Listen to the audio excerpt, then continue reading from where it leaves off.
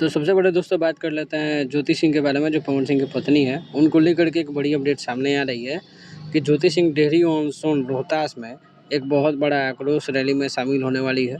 खैर उनका तो भी तबीयत खराब है। ये कुंवर राणा संघ जो थे, उनको लेकर के जितनी कंट्रोवर्सी आजकल हो रही थी, उन्हीं के समर्थन में ये आक्रोश रैली पर बहुत बड़ा लेख उन्होंने लिखा है। लेकिन साथ में उन्होंने लिखा है कि तबीयत ज़्यादा बिगड़ने के कारण मैं इस रैली में शामिल नहीं हो सकता। वहीं पे हमारे पावर स्टार पवन सिंह की बात कर लें तो इनका एक फिल्म का सीन वायरल हो रहा था, धर्मा फिल्म का, जो यूट्यूब पे रिलीज हुआ है, और उसको लेकर के फेक न्यूज़ फैला दिया गया पूरी तरह से कि पवन सिंह का तबीयत खराब है, हॉस्पिटल में भर्ती हैं। खैर इनका तबीयत खराब नहीं था, फैंस ज़्यादा गुस्से में थे कि काम जल्दी इनका आ नहीं रहा है, एक ही गाने को काफ़ी लेट से ला रहे हैं।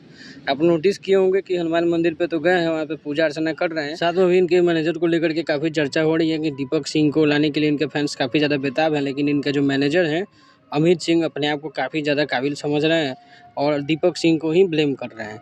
जबकि जब से दीपक सिंह गए हैं, पवन सिंह का काम बहुत ज़्यादा धीमा हो चुका है। 7 दिन पे 8 दिन पे गाना इनका आता है, एक इवेंट करते हैं, फिर आराम से सो जाते हैं। मैनेजर पता नहीं क्या है क्या नहीं, तो गुस्सा तो आएगा। अपनी राय ज़रूर दीजिएगा, मिलते हैं अगले वीडियो में।